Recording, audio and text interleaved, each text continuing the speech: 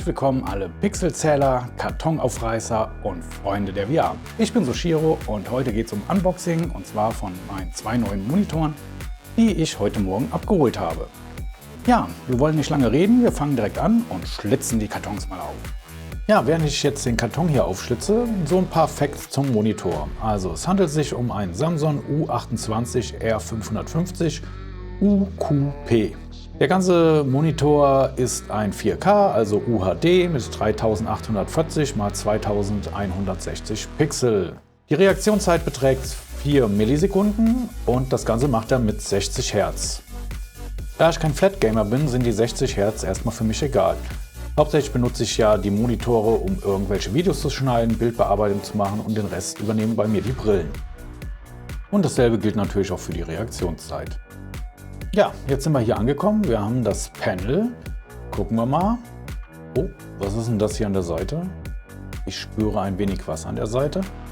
Ja, als ich den heute Morgen abgeholt habe, hat es sehr geregnet. Ich hoffe, da ist jetzt nicht wirklich viel Wasser eingetroffen. Nein, es sind nur ein paar Tropfen. Gott sei Dank.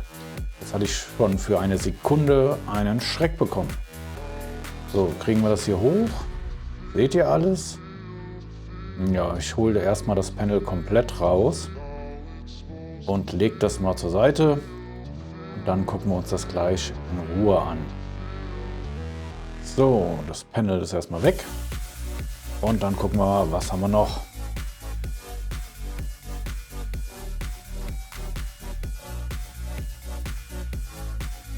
Okay, was sehen wir? Wir haben den Fuß, gut verpackt.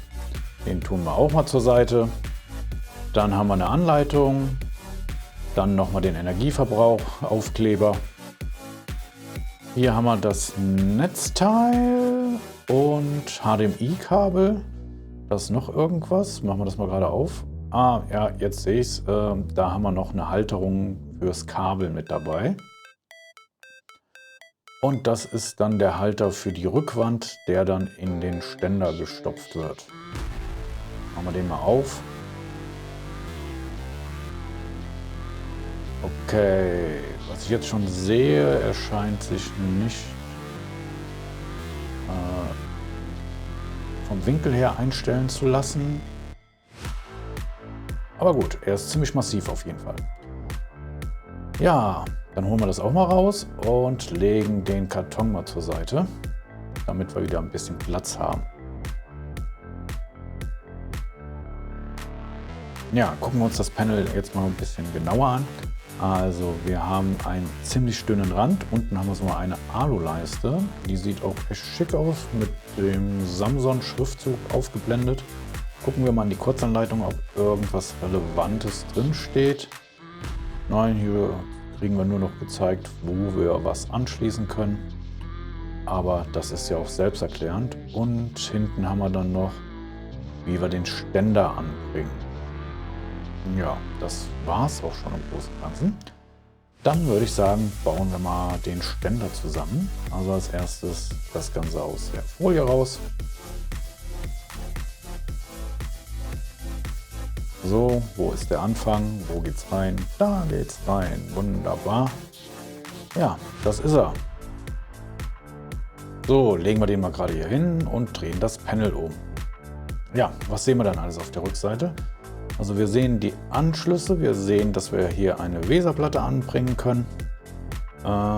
Die sind so ein bisschen, ich weiß nicht, ob man es sehen kann, die stehen so ein bisschen ab, was ich jetzt nicht ganz so gut finde. Man sieht es wahrscheinlich in der Kamera nicht. Also die haben so eine leichte Erhebung.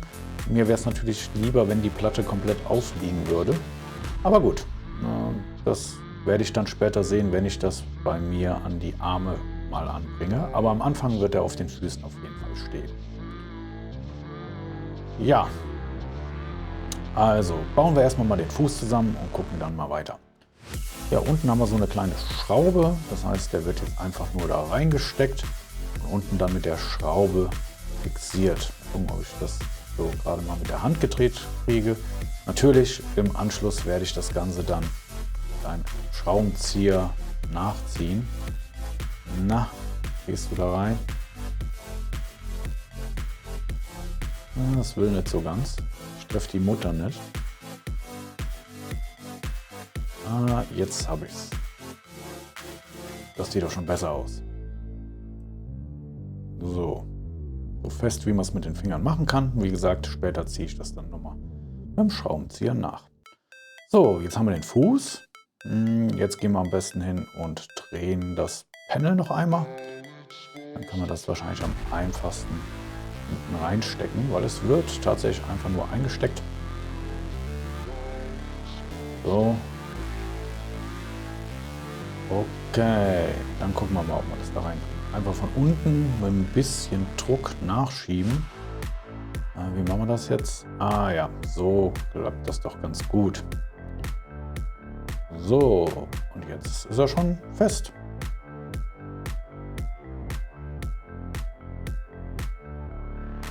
Ja, das war jetzt halt Monitor Nummer 1.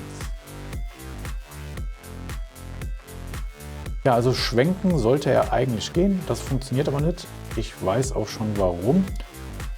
Ja, also diese Funktion zum Schwenken ist nämlich fixiert mit 2 Schrauben innerhalb des Halters. Also das heißt, wenn man da irgendwas einstellen will von diesem Winkel, dann muss man vorher hingehen und bevor man ihn zusammengesteckt hat, diese Schrauben lösen, um dann den Winkel einzustellen.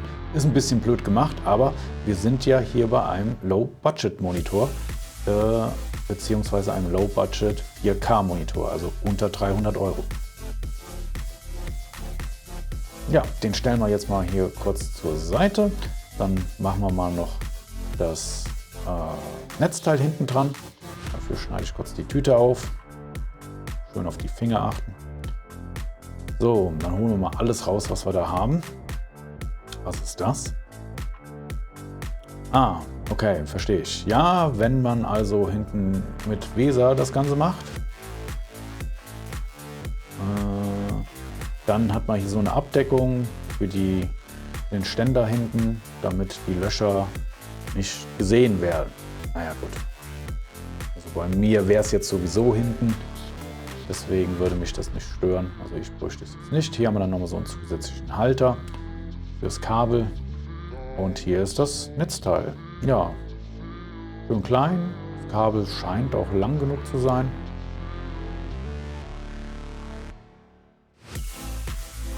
Na, komm. E-Mail-Arbeit. Ja, doch. Das plus dann noch das Netzkabel, das eigentliche, sollte doch eine ausreichende Länge sein. So, jetzt stöpseln wir das hinten noch an.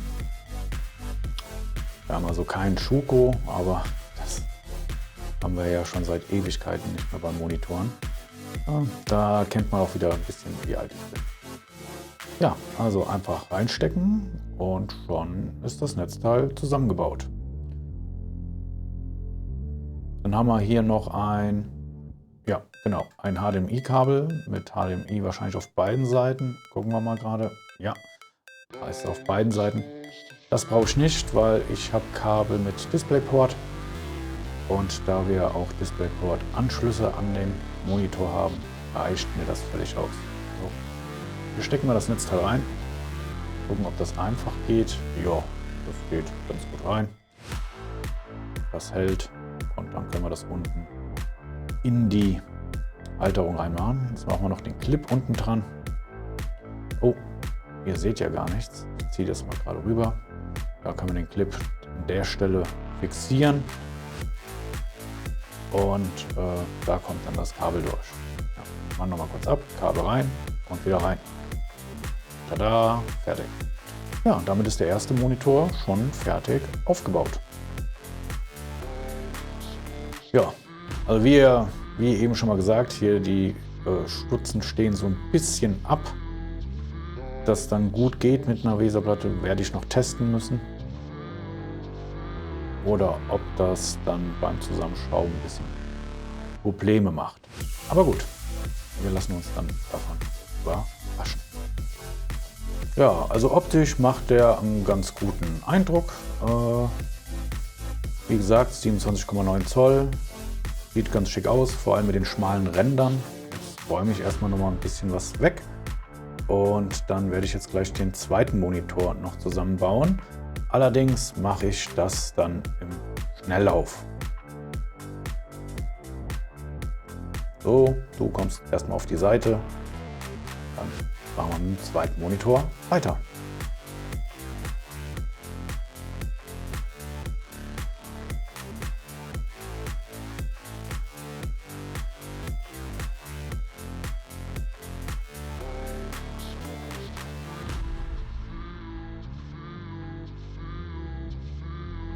So, hier haben wir die Anschlüsse, wo ich eben gesagt habe, die liegen da drin. Ich weiß nicht, ob man es in der Kamera sieht. Unter diesen, ich sag mal, Schaumstoffmatten, da sind Schrauben und die fixieren praktisch, dass er geschwenkt werden kann. Beziehungsweise nicht geschwenkt, ich meine natürlich geneigt. Weil mit diesen Schrauben ist es total fest, also man kriegt ihn nicht geneigt. Dann muss man erst diesen Schaumstoff lösen und darunter die Schrauben kurz lockern. Dann kann man ihn einstellen. Was echt blöd gemacht ist, aber wie gesagt, wir sind ja in einem günstigen 4K-Monitorbereich und ja, irgendwo dran muss dann gespart werden. Dann halt an solchen Sachen. Gut, machen wir wieder weiter im Schnelllauf.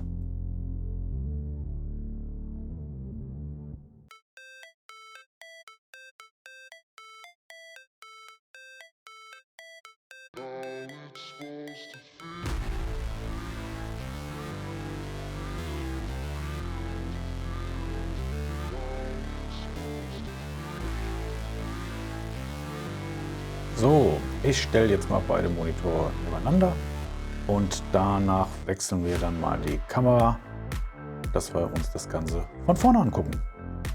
Wir sind gespannt. Ja, der erste Monitor ist schon gestartet, den zweiten starte ich jetzt auch direkt. So, der erste Eindruck ist, super Bild. Aber das ist ja nur der Startbildschirm, da sehen wir ja jetzt noch nicht viel. Mal gucken, was der zweite Monitor sagt. Okay, er sucht die Quelle, hat er jetzt auch, glaube ich, gefunden. Hier muss ich jetzt noch was einstellen. Was haben wir denn da? Am besten drehe ich mal kurz die Kamera, dass ihr das dann auch ein bisschen besser sehen könnt. Tup, tup, tup, ganz vorsichtig. Okay, jetzt müsstet ihr es eigentlich sehen. Ja, was kann ich einstellen? Die Sprache. Deutsch, Englisch, Französisch und so weiter und so fort. Und hier nochmal die Helligkeit. So, das war's schon. Mehr kann ich gar nicht einstellen. Das ist überschaubar, aber mehr brauche ich auch nicht. So, wir drehen die Kamera wieder ein bisschen zurück. Also, und gehen mal ein bisschen näher ran. So, also wie gesagt, der erste Eindruck ist schon mal gut, aber das ist ja nur unser Startbildschirm. Da sehen wir ja jetzt noch nicht viel. Das heißt, ich logge mich gerade einmal ein. Ja, okay.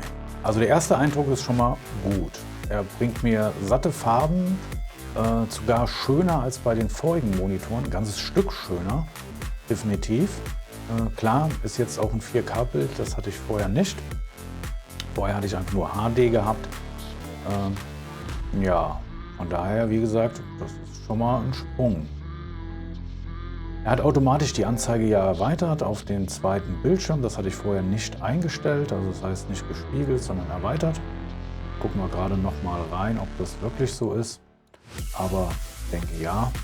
Dann können wir schon zum Fazit des Unboxing kommen. Im Nachgang vom Unboxing werde ich mir noch Testbilder runterladen und dann noch mal genauer die Farbtreue und alles weitere zu überprüfen, genauso wie halt Pixelfehler zu suchen. Und ja, das sollte es jetzt wirklich gewesen sein. Also was man festhalten kann, der erste Eindruck ist sehr gut. Die 4 Millisekunden und 60 Hertz sind natürlich ein großes Manko, und wäre ich jetzt Flatgamer und würde Ego-Shooter spielen oder insgesamt rasante Spiele, dann wären das nicht meine Monitore, die ich wählen würde.